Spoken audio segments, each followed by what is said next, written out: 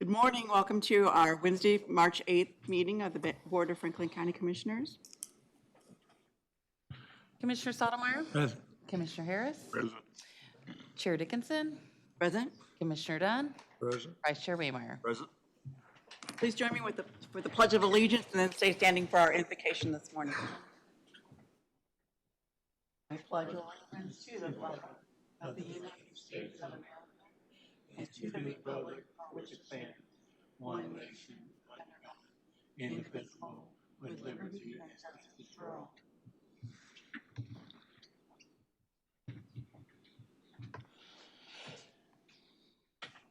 Good morning. Morning. Let us pray. I'll be taking a scripture reading out of Psalm 151 through 2. It's praise ye the Lord, praise God in his sanctuary, praise him in the firmament of his power.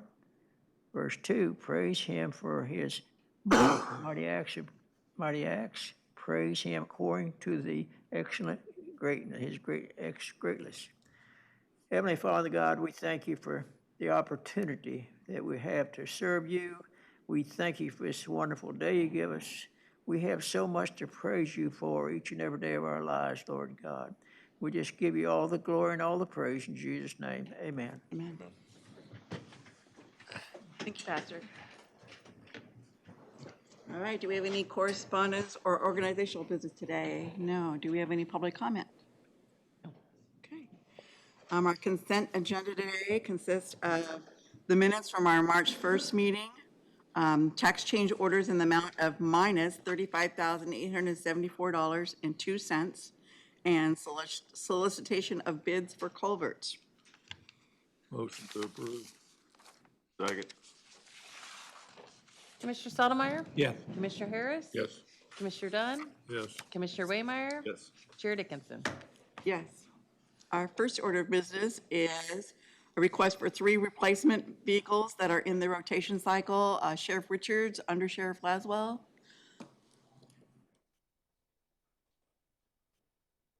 Good morning. Good morning. How are you guys? Coming for you today, we're looking to get approval to replace 3 of our vehicles in the rotation cycle. 2 of the vehicles that we're looking to buy are Dodge Durangos. One of them is a Chevy Tahoe. There is an increase this year of about, it's like $27,278.20. The reason being behind that is last year in 2022, we were able to buy 2021 vehicles. This year, that option is not available. We have to buy this year's 2023 vehicles. There's just the inventory is just not there of any 2022 vehicles. We don't have an option of buying last year's vehicles.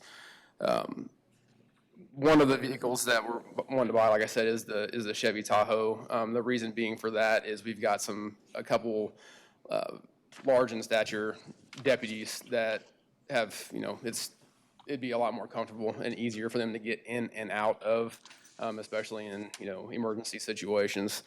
The Durango is just a little bit smaller than a Tahoe, so those larger guys would be the ones that would be using those Tahoes. On the backside of what we're doing, the company that we get these vehicles from, they usually take care of us with the upfitting. They've kind of decreased some of those costs to kind of help mitigate this increase a little bit. They work very well with us. They're the same ones that we purchased the transport van from. We do a lot of business with them annually, so they usually take care of us pretty good, especially with the upfitting side of it to kind of help mitigate the costs that we're looking at for this increase this year. So, Just for the public's knowledge, the $27,000 increase is not per vehicle. It is that's total. Yes, that's total. increase, Yeah, that's so. completely upfitted. Yeah. That's ready to go off the lot. So that's that cost there. So. My understanding, Kyle, is that we can get a couple of these pretty well almost immediately. Is that correct? That's correct. Initially, we were thinking that we wouldn't be able to even order these until later this spring. Serve is the company that we use. They actually have a Durango and a Tahoe ready to start working and upfitting on right now. The second Durango will be later this spring by the time they get it ordered, and it'll be later in the year before we can take possession of it. So there's two of the 3 vehicles are ready to go. The third one will just be, it'll be later in the year before we'll be able to get it, just because of the lack of inventory of vehicles.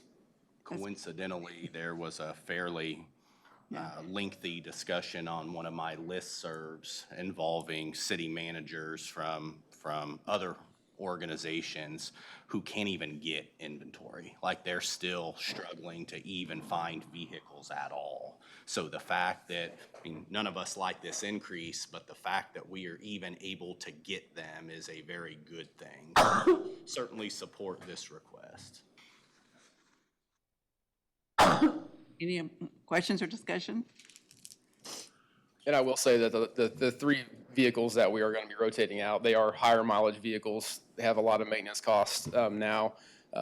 There's some K9 vehicles that we don't need anymore. We've reduced our K9 size down to 2 dogs instead of 3, and that last vehicle, we just don't need another K9 vehicle. So it's, the reason being is to, get some lower mileage vehicles with less maintenance costs, so.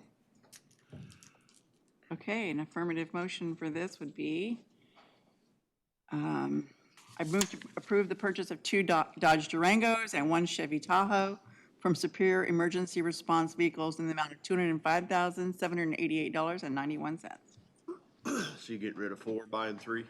What's that? So you get rid of 4, buying 3? Is that what you're saying? We're getting rid of 3 and replacing it with 3. Oh, okay. I thought you said there's a spare dog K9. One of the 3 that were 1 or 2 of them, I think, maybe, is the ones we're getting rid of. I think we have 2 spare K9 vehicles that we don't need. There's older vehicles and high mileage. We use them currently for different things, but they are on the list to be replaced anyway, so. And then these vehicles will, the ones, do you trade them in, or do you put them on Purple Wave? Purple Wave. Purple Wave when you Yes. get done? Yes.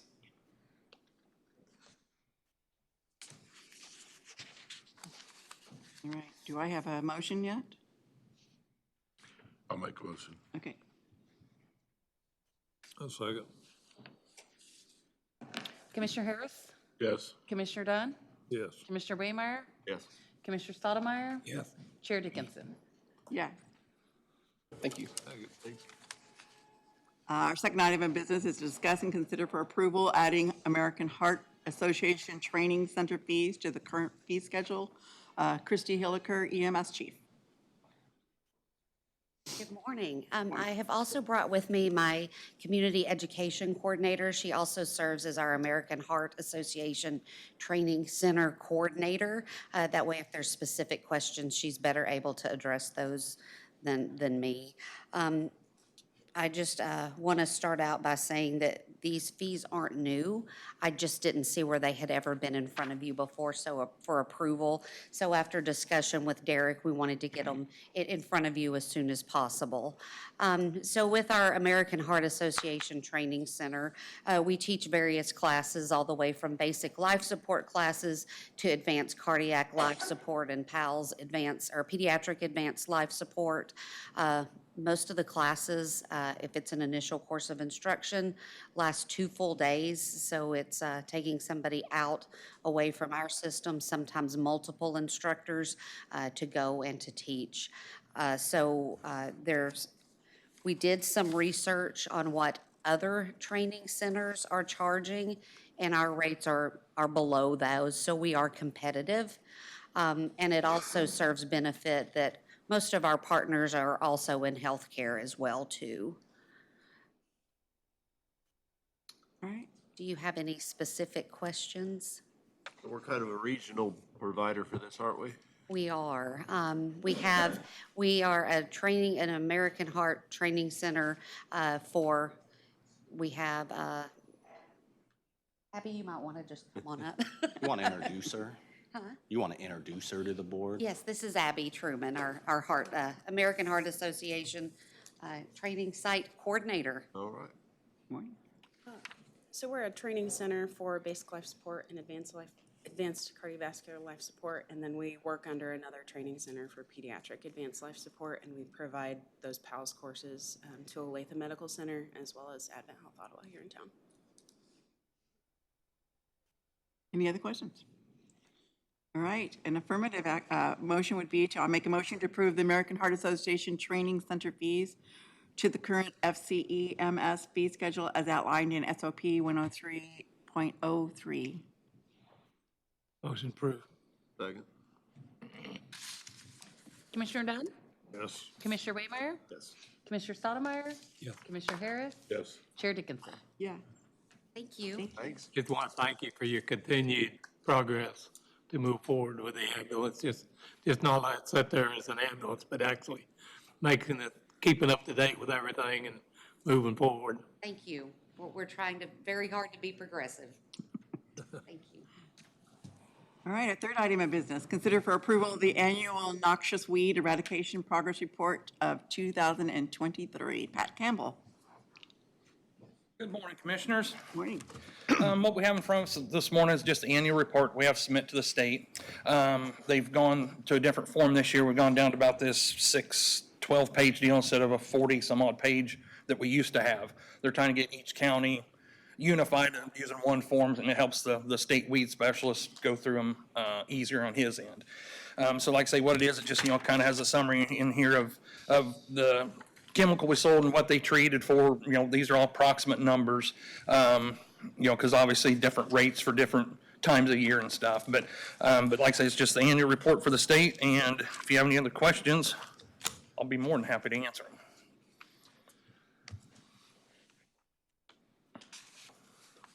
No questions, all right. An affirmative motion would be, I make a motion to approve the noxious weed eradication progress report 2023. I'll make a motion to approve. Second. Commissioner Waymire? Yes. Commissioner Stottlemyre? Yes. Commissioner Harris? Yes. Commissioner Dunn? Yes. Chair Dickinson? Yeah. Thank you. Just- And I will just need, one thing. yeah. I know there's a lot of questions about what you do because you know what you do. And I know you put a lot of work into it. It reacts more than just, we're not just saying yes because we know you did a good job on it. And we know it entails a lot of detail and Well, thank you. Yes. Yeah, it does. It takes a little bit of time for sure, but it's a rewarding part of it. So, and then I will have a spot for each one of you commissioners to sign that I'll submit to the state. So I'll leave it sitting over here with David and Janet. Right. Hang on one second, Pat. Commissioner Dickinson, I would like to take just a second. Commissioner Stottlemyre, that was a perfect segue into what I would like to mention here. Last week, Pat and the other noxious weed staff attended the state conference. At that conference, Pat was awarded the 2022 Public Relations Award that was nominated and selected by his peers for the work that he did last year in public education. Pat hosted, many of you were at the event that Pat hosted last year, very well attended. He also participated in several other events like that, not only in the community but around the state. Pat is recognized for his expertise and knowledge of noxious weeds and that industry, and is looked to for leadership and guidance by those in the state organization. In addition to receiving that award, he was also nominated and selected as the 2023 Vice President for the Kansas, let me get this right, it's a long name, Kansas Weed Directors. County Weed Directors Association of Kansas. There you go. And so what that does, he'll be on the state board, and in 2 years' time, he will take over the role as president. So we are very, very fortunate, just like Don said, that we have got somebody as knowledgeable and skilled and recognized statewide working on our behalf and this behalf of the citizens right here in Franklin County. So thank you, Pat. I appreciate the work that you do, and I'm glad others are recognizing your expertise. Thank you. Yeah, when you were hired, you had big shoes to fill, and I think you filled them very well. Well, so thank you good very job. much. I appreciate it. Yeah, thank I you. appreciate it. Yeah. Thank you. All right, our fourth item of business, consider approving tire bid number 1, 2, and 6 to Heartland Tire of Kansas City in the amount of $29,426.50, and tire bid number 3 and 4 to Pomps Tire Service in the amount of $7,300.06, and tire bid number 5 to Conlon Tire in the amount of $2,010. David Lee. Commissioners, this is something that we do usually a couple of times a year.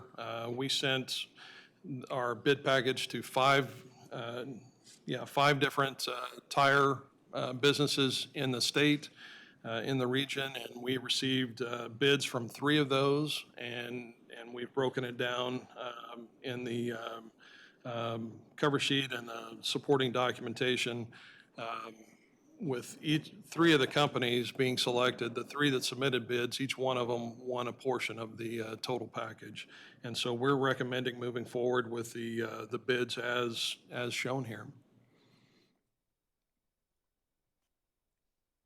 And I will say that Conlon Tire is new to our bidding process. It's a company that we spoke to at the KEC conference last year. And so we've included them, and they did submit bids. So that's good. Yeah, it's always good to hear more.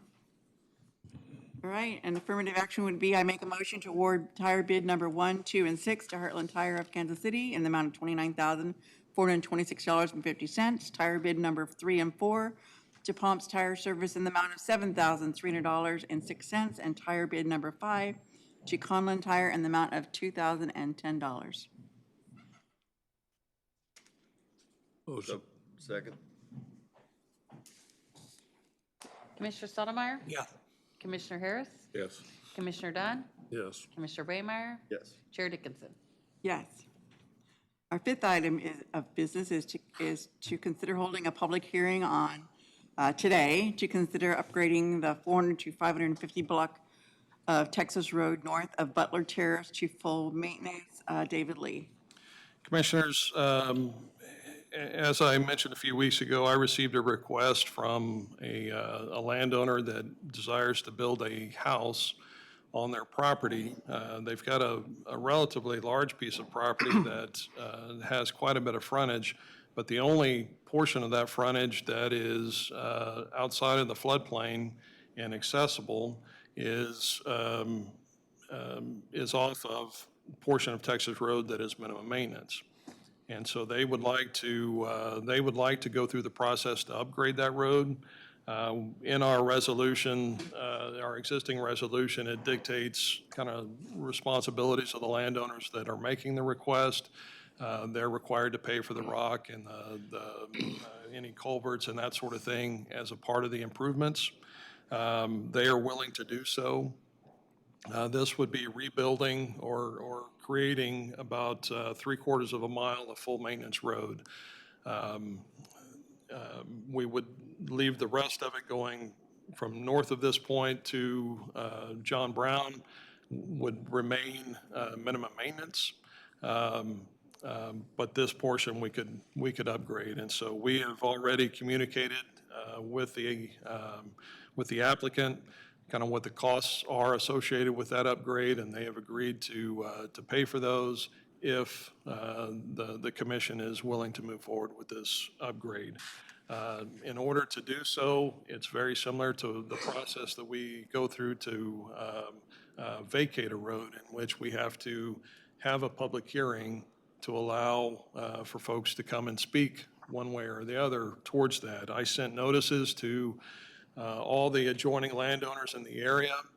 I received one call, and that was from a former employee, actually, that lives in the area and owns property in the area, and they were just clarifying kind of what we were doing. There's, I think, ultimately upgrading this road provides a benefit to all of the landowners through there to allow better access. So I don't think in this particular instance that anybody would be opposed. I may be mistaken when we open the public hearing, but I'm not anticipating any resistance to this. Has this ever been a full maintenance road? I don't think so. I think long ago it was. There was an effort within the last 10 years to vacate this road, but the citizens in the area were pretty vocal against that. There's a bridge north of this property that that they didn't want to lose access to that. Some of the population in that area, whenever the Pottawatomie Creek gets out of its banks, this is a way that they can possibly get out and go north without having to backtrack around. And so the sentiment that at that time was to leave it at minimum maintenance and to take care of the bridge as we could. So it's pretty rocky, so we're going to have to build up to go over that rock, but it's all doable. Make a motion to open the public hearing for this item? Second. All in favor? All in favor? Aye. Aye. All right. All right, so we've got the public hearing open. Do we have anybody that, any member of the public that would like to speak on the subject? If you come up and please state your name and your address. I'm Ray Samuel. I own land adjacent to this road. Our actual address is 323 Tennessee Road, but part of our land goes along this road. Just, I have no objection to this, David, but question is, how much does it cost? How far north will you go with it? Does it go all the way to the bridge? Does it go farther than the bridge? No, it starts, the minimum maintenance road starts at Butler Terrace Right. and runs north to John Brown, I believe it is. Cloud Road What's that? to Cloud. Okay, but what we're planning to do is improve about 3/4 of a mile north of Butler Terrace. So it So won't, it won't go all the way to the bridge? no, sir, it won't. So primary purpose of it is to access the new residents? Yes, but the benefits of the people living adjacent to that, they get a little bit better road to access their property. Right. Expected cost? It's in the $10,000 range to do that, and that will be the responsibility of the applicant to pay for that. That won't be county cost, Okay. And that extension would look just like the rest of Texas Road, more or less. more or less, farther south? Yeah, there's challenges with that section of road that will always be there because of the rock. Yeah. So I'm not going to say it's going to look exactly like the rest of it, but it'll be much improved. Okay. Okay. All right. Thank you. Thank you. All right, somebody, all right. Morning, I'm Jennifer Backus. I am actually a landowner of the property that David was speaking of. So I appreciate you guys letting us come here today. David did a phenomenal job of kind of explaining our desire to build on that area of the property because it is the area that is out of the floodplain. And so myself and my husband and our 3 children are just in love with the property that we bought last fall and looking forward to, hopefully with approval from the board here, proceeding down that path of building a residence there. As David mentioned, the cost of bringing it kind of up to a maintenance road as far as the rock and everything does lie in our responsibility, and we are comfortable with that cost and look forward, like I said, to kind of improving the roads even to those adjacent farmers and stuff that are nearby. So hopefully they can get their tractors in and out a little easier, than the very dirt road with a few rocks that it is now. So I just appreciate you guys considering this. And if you have any questions, I'm happy to answer them. Thank you, David, for Thank you. presenting. Thank you. All right, somebody else. Did somebody else here have a, no? Okay. Calling again for anybody that would like to speak on this. And for the 3rd time, anybody else that would like to speak on this? All right, then I would entertain a motion to close the public hearing. So moved. Second. All in favor? Aye.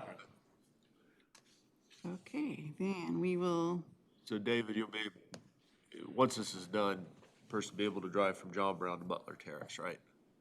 Excuse me? Person would be able to drive from John Brown to Butler Terrace. It'll be continuous, right?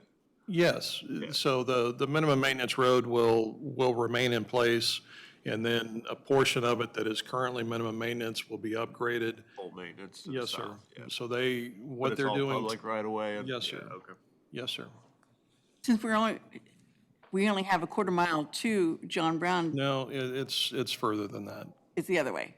Yeah, we're doing about a 3/4 of a mile, but there's, I would have to look, but there's close to a mile Okay, north of there that is still minimum maintenance. so that's the direction that you need to go, otherwise, yeah, okay. All right. Anybody else have any more questions or comments? Do they pay for the culverts if they're needed? Yes, currently our policy states that they pay for the rock, not only the rock that we'll use, but they have to pay for a certain amount of rock for next year as well. And then they also pay for any tubes or culverts or anything like that that are required. This section of road is not going to require any of those things. It's kind of on a hill almost, kind of going uphill on a rock shelf, so we're trying to build it up. So we'll have some dirt and that kind of thing that we have to bring in. But currently, when we give them the estimate, we'll give that to them in writing. It's just been verbal to this point, but I will provide that in writing, and then they will, once they provide us a check, that will go into like an escrow account that will sit there, and as we expend money buying rock and whatnot, we will take that money out of the escrow to pay for that. Any leftover money, if the scenario is we don't use, say it's $10,000, if we use $9,000, at the end of that, they get the $1,000 back. If the costs are greater than the estimate that we gave them, that's on us. They're not responsible for that additional cost. Will you put a dead end sign then at the corner? It won't be a dead end sign because that will remain a through road, but we will move the signage that indicates that it's a minimum maintenance road. We will move that from Butler Terrace to the end of that so that folks are aware that as they continue on, it is minimum maintenance and travel at your own risk. Cloud Road, that is Cloud Road. It's mislabeled on the map. Oh, is it? Okay. Yep. Any other questions for David? Not a question, and I'm in favor of doing this. I think maybe what you're going off of was presented and put together years ago, a lot of years ago.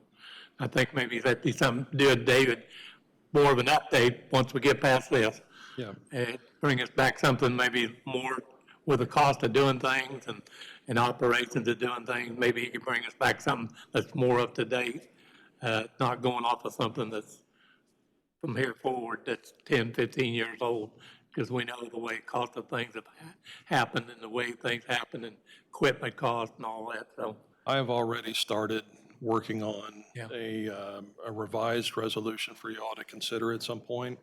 I've done some research and added a few things that I think are relevant.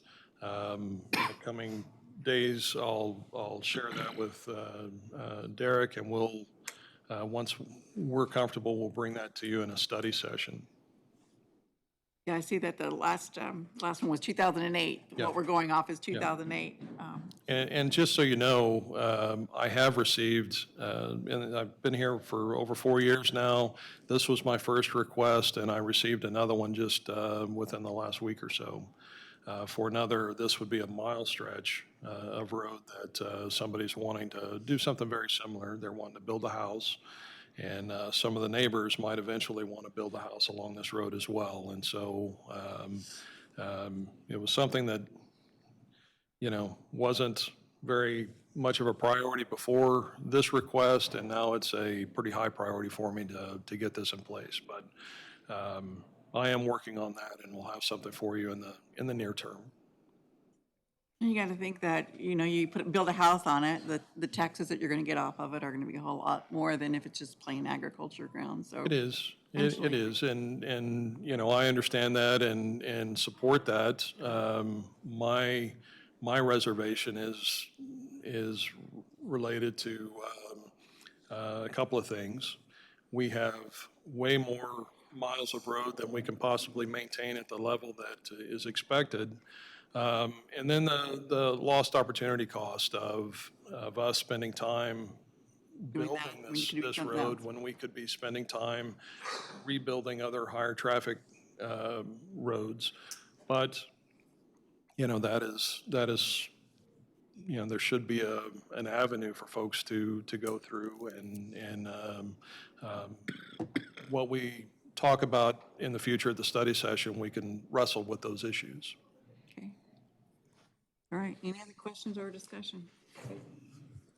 All right, affirmative motion would be to make a motion to would be to approve the, 4 to 550 grand bond. to upgrade Texas Road for 3/4 of a mile north of Butler Terrace from minimum maintenance to full maintenance. Motion approved. Second. Commissioner Harris, Yes. Commissioner Dunn, Yes. Commissioner Waymire, Yes. Commissioner Stottlemyre. Yeah. Chair Dickinson. Yes. And our last order of business is consider the approval of rezoning application 2301-2024 to rezone approximately 75 acres, commonly known as 1803 Vermont Road, from the A1 Agriculture District to the RE Residential Estate District. Pat Toth. Good morning, Commissioners. Yes, as you stated, we are looking at 75 acres, and we're attempting to rezone this as RE. We have the potential of 8 lots of a total, 7 new lots and 1 existing. A lot of what we're doing kind of meets the criteria of what the overall look of the area is. If you zoom out to about 10,000 feet, you're going to be looking at, from John Brown to the top of this property line, you're going to be looking at about 29 properties that meet the same stipulations as far as acreage. A lot of 8 to 10 acre lots are in the area, all basically right there on Vermont Road. So if this is approved as it's requested, we would be bringing that up to 37 lots in about a 3-mile area. As I understand it, though, the applicant is flexible with the number of lots depending on further information coming out that is being requested. If you look at the land itself for what it is good for, about only 17% is truly farmable, but it does meet the qualifications for what you would consider grazing land for the majority, other than where most of the trees are to the north and to the east. The county has requested that 2 conditions be included with this project, and that would be a study for the entrances, or traffic study, as we would call it, and then a drainage study. If you look at the elevations of this property, it's right there on a hillside. You have the top of the hill, and by the bottom of the hill, you are looking at where many of these entrances would be potentially put in, which does create a site issue. As I have driven it myself, it would be close calls in some aspects if you put some entrances to the north side of that hill. People coming over it at 65 miles per hour are going to have a tough time reducing their speed quick enough to avoid a collision. However, that is why we are thinking about or requesting that a traffic study be conducted to ensure the safety of all the traffic in the area. These studies would come from the cost. The cost of these studies would come from the customer or applicant requesting this property split. After conversations with the Public Works, they agree and have voiced concerns of the traffic issue. The drainage study itself, if you look at these ditches, are awful deep and awful steep, and so this would give us a good idea of what size culverts would be required and what type of entrances would be needed for these areas. it's almost as though they would need to build bridges over this ditch because natural drainage has created such a depth to them. And that's due to the velocity of what our water, or what the drainage makes naturally. So we did our planning commission meeting, and there were some notable voiced concerns from the public. Flooding was one of the mentioned items. It reoccurs pretty regularly, apparently. If you look at your elevation map once again, you'll notice that the drop-off every, I believe it's 300 feet to the north property line, and you start having a significant drop. If you look to the east of properties, there's actually floodplain to the east, and that floodplain, although it is not national or state recognized floodplain, it probably does drain in that natural ravine that actually takes it to said ditches that would also, so you do have a large amount of water that is potentially moving across the north end of that property. Another brought up issue is steep cliffs, which would prevent building on these parcels anyway. That actually is not overly concerning to me, as we have engineers that will design foundations that would meet the requirements for building code.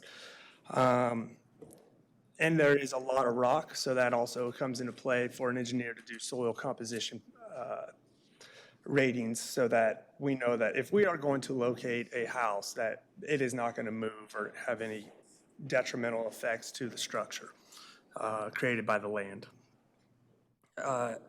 Then, as discussed, before creating any new entrances, we would have to require the traffic study to look at site issues, the drain, and then drainage. These things were all also brought up by the public, as it was with our public works. And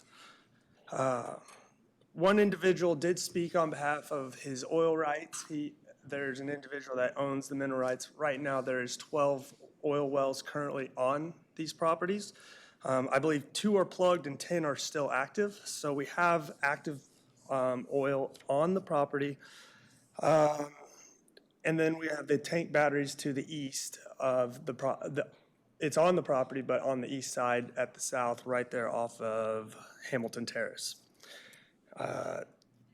We did, if going forward on the preliminary plat, it will be required that the oil lines and all accessories to the oil production process be platted on that, so that future potential landowners know exactly where they can and cannot build, and we would have to meet those certain criteria to keep their new constructions away from the buried oil lines or any other type of pumps and jacks and whatnot. In most cases, oil leases are listed on the title commitments to make the buyer aware of the oil lease, that the oil lease exists on the property, and that someone has the rights to potentially drill in their front yard if they so do choose. As I understand it, the mineral rights actually have, because they came first, rights to pretty much do as they will with the properties that are being looked at. I'm not a lawyer, so I think we would take a further look into that. But this actually would become from surface rights, between the surface rights owners and the mineral right owners, and the county would have no real say in between. I don't think we would even get into that. Correct. It's not something we would even, but it was brought up, and so that I wanted to make that. The planning commission did vote on this to meet a motion that was made to recommend approval. However, the vote was tallied at a 3-3 tie, so we never made a clear decision on whether we recommend approval or denial. I believe the landowners are present, and I believe they may want to speak on behalf of this situation. That's all I've got. Do you guys have any questions for me?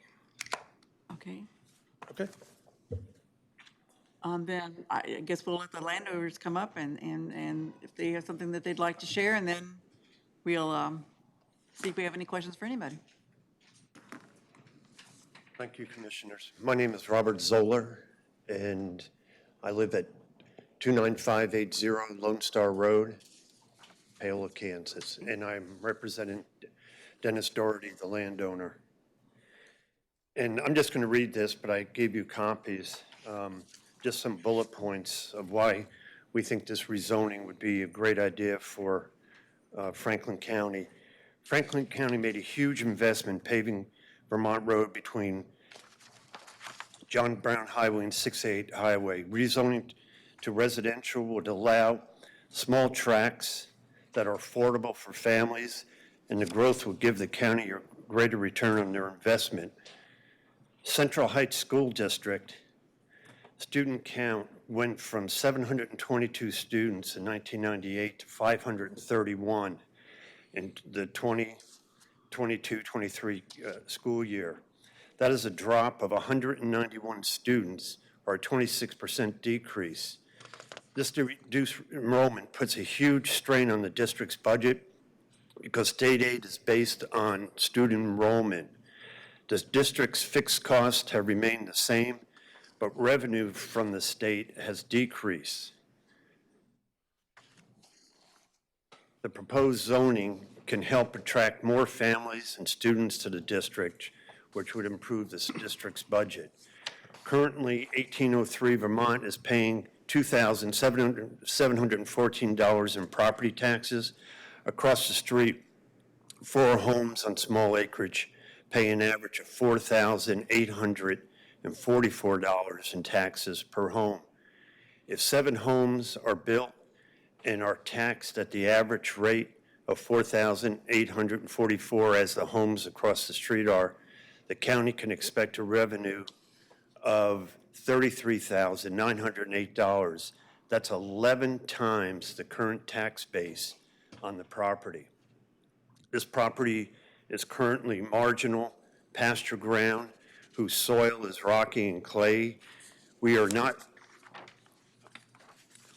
turning highly productive agricultural ground into residential tracts. We are turning low productive pasture ground into residential property that will be a win-win for the county, school district, and the family that can live their dream of being able to raise their kids in an affordable rural environment. And so I think we see it as just a win-win.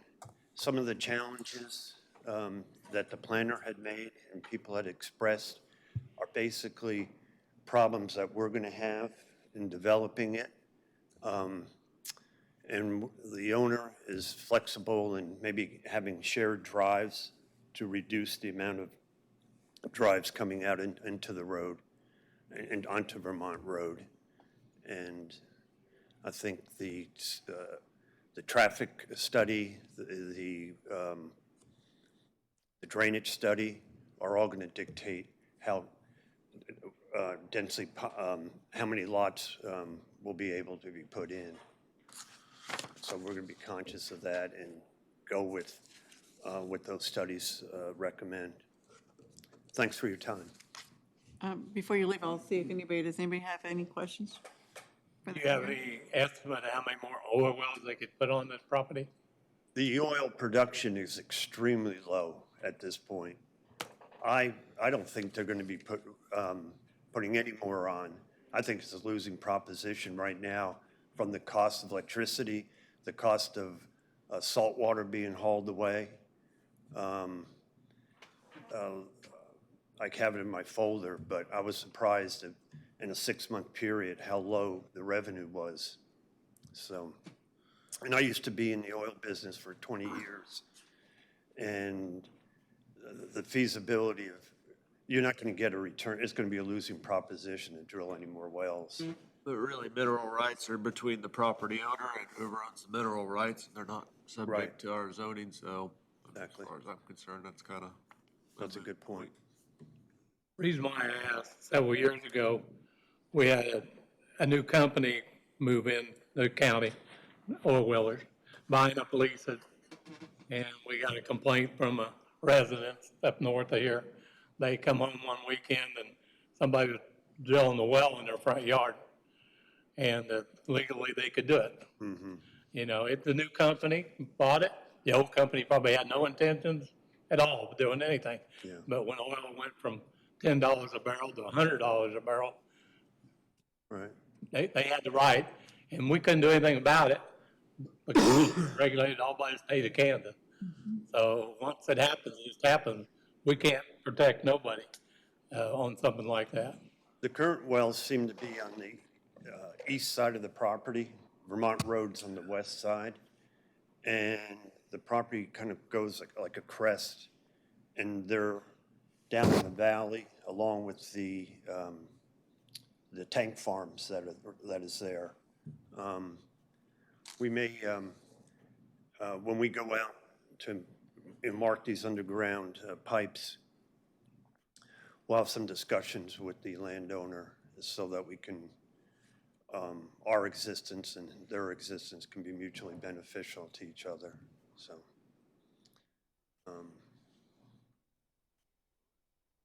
I do like the idea of shared drives. If you only had 3 drives instead of 6, that would make a huge difference. Yeah. I think as far as, I mean, And it would reduce the cost to the landowner, the cost of spanning that ditch would be reduced in half also, so. All right. I think I probably have some questions, I imagine, for David, but, Okay. all right, thank you. And Pat. Pat, yep. Okay, so traffic study and drainage study were both mentioned. Traffic study could be anything, and then ultimately, what are outcomes of both of those? So. We can do a study that says what we already know, that's an issue, but. Well, you know, a traffic study is going to tell us, what I'm wanting to know is the safety factor for the entrances. I want to know that there's adequate sight distance at these proposed entrances to So be these able to. would be done by a third party? Yes, sir. And the drainage component, most of the drainage issues are not in the right-of-way of Vermont. They're farther to the east. And so that's a separate issue from my concerns. Okay, so I guess let's pick one. We'll stay on, like, traffic study. It would be done by an engineer or a third party. They would come back with what? A recommendation for how Yeah, they would. many driveways? They would assess the location of the proposed driveways and any site distance issues. I'm sure that they would also look for any other safety factors, but it's primarily the site distance that making sure that there's adequate site distance both directions whenever they pull out of the proposed driveways. From where it leaves the road, then also would they, you say there's a grade change coming off of the public right-of-way to the, Yeah, so this property from Vermont, it starts dropping down, and there's quite a large valley, if you will, before it goes uphill. And so from a, you know, that wouldn't be addressed in the safety traffic study. But the drainage study would address and give some direction to the potential landowners and the developers on what kind of structures they need to be able to cross that without impeding flows and those sorts of things. and those recommendations or findings, are you suggesting they be put as a condition on the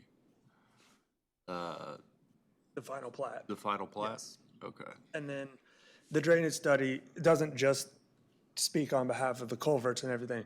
We're talking, if we do it as it shows now, we don't want to flood out the last house on the end. And so is there a need for retention or berms or whatever the requirements would be? They would give us a recommendation on that per to the final plat. And that would be, one thing I was going to make note of is, as it stands now, there's not, like, I could go either way as far as a recommendation on this.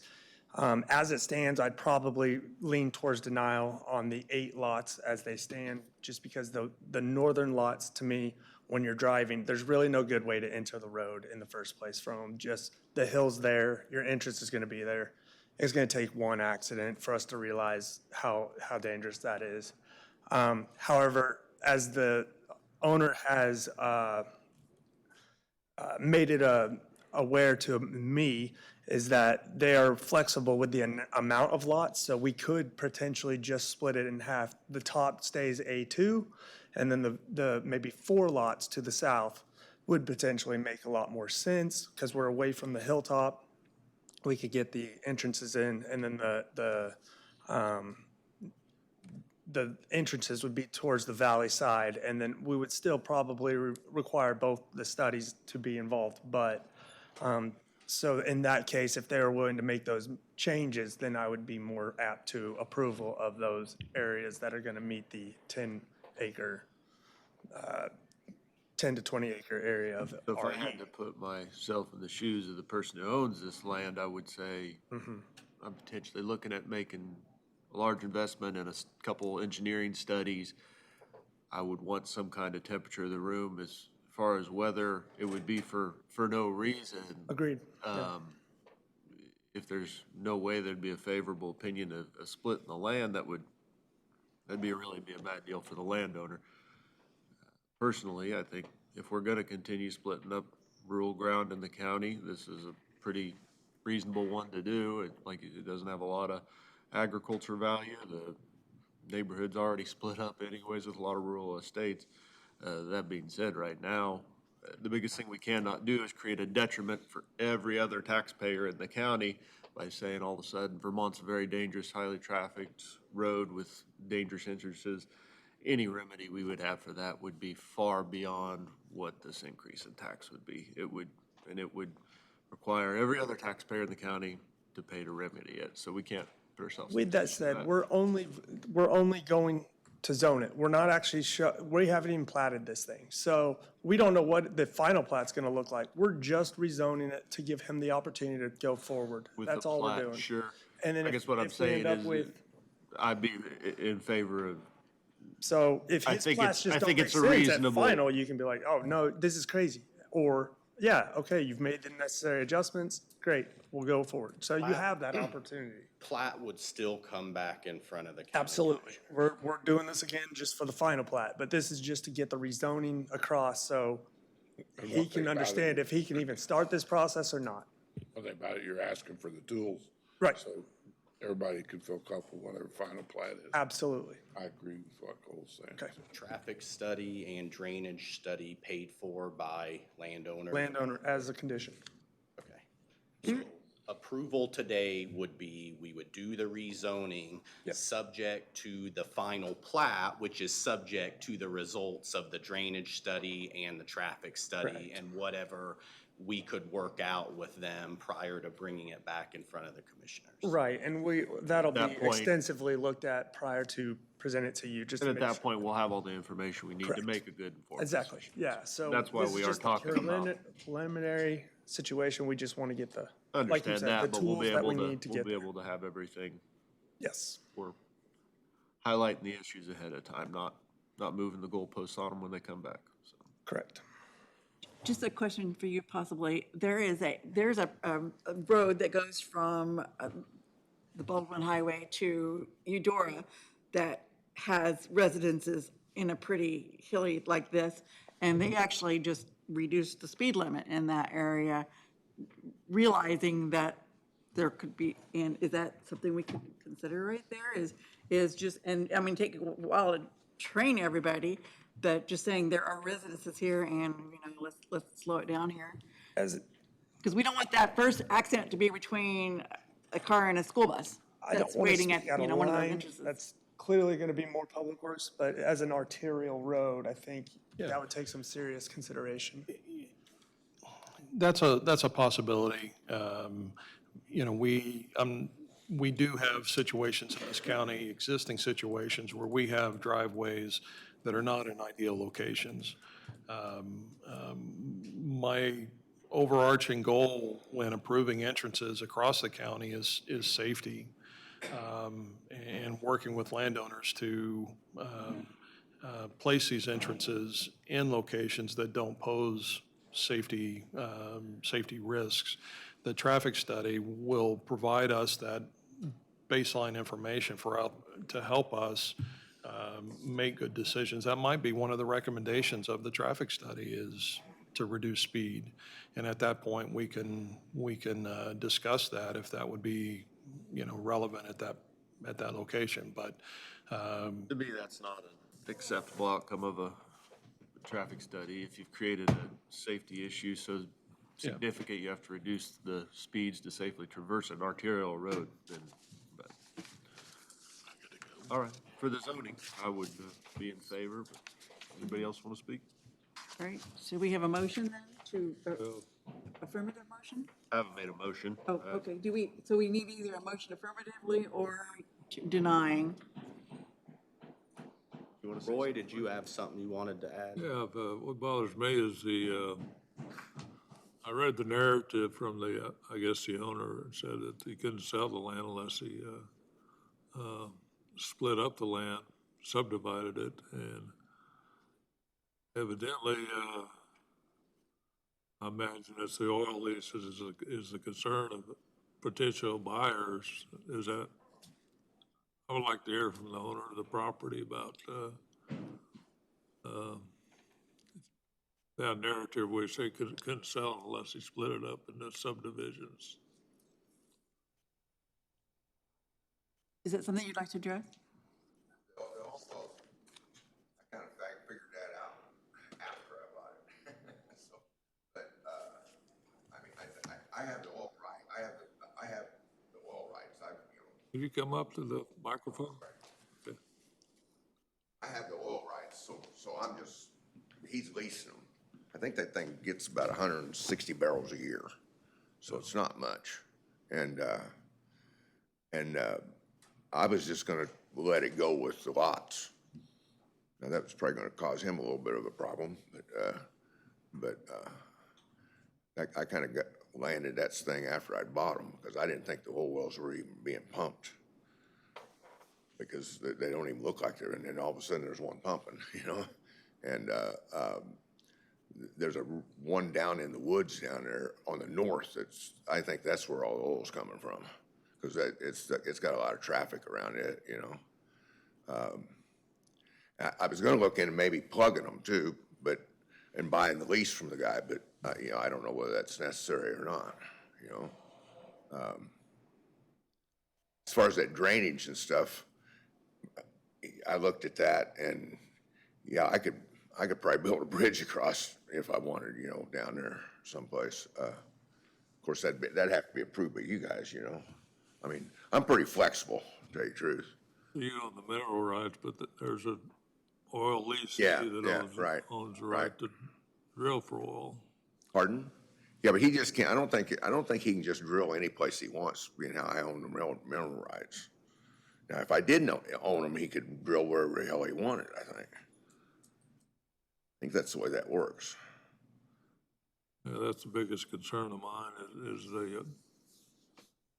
the oil lease and. I mean, when I first bought it, I didn't even think the wells were working. I mean, there's no, and then all of a sudden the one out over there by the house kind of started pumping and it don't even look like anybody had been around it. But then the one down in the woods down there, man, that thing's, it looks like it's the one pumping the well, the oil, The oil leases, they really don't have anything to do with our rezoning. Yeah. It'll really be contingent on the buyers of the property. Yeah, They're the ones that can have to figure it out. it's not a good thing for me probably. An issue between private landowners. Yeah,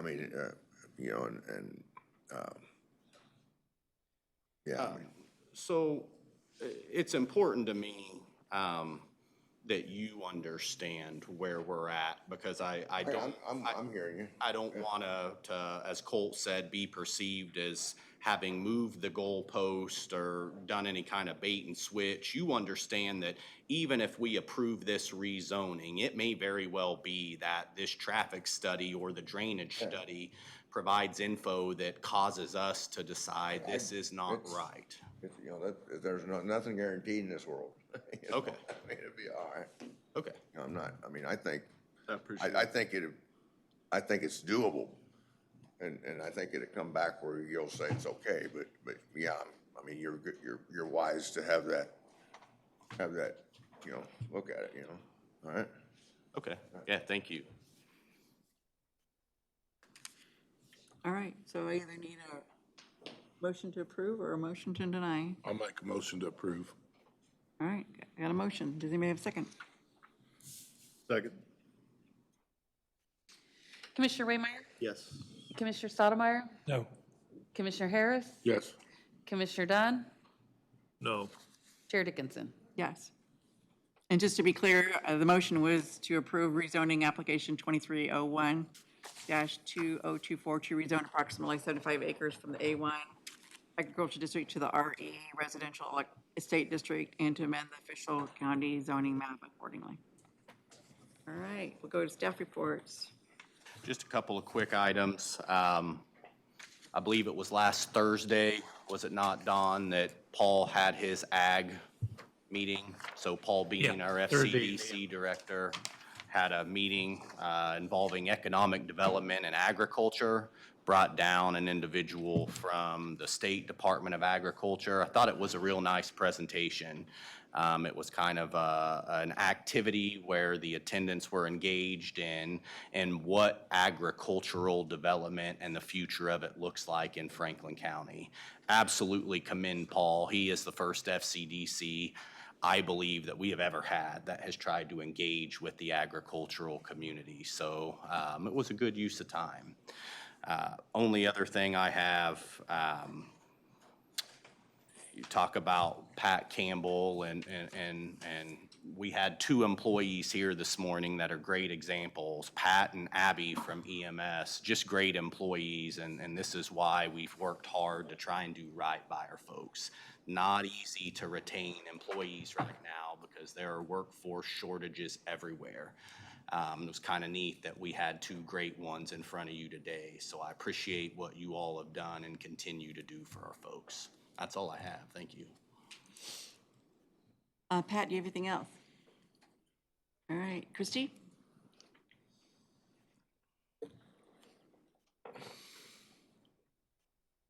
I just have one thing, and this goes in line with CPR. And again, talking about Abby and her diligence to bringing education to the community.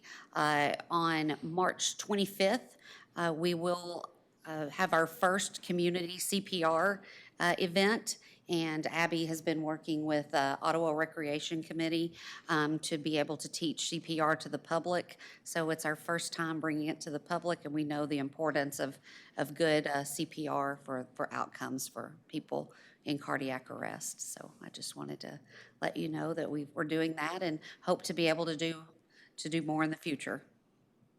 All right, thank you. Kyle, anything else? Dustin? Nothing. All right, David Lee. So we spoke a little bit about updating the minimum maintenance road resolution where it speaks to the items that we discussed this morning. So that is in process.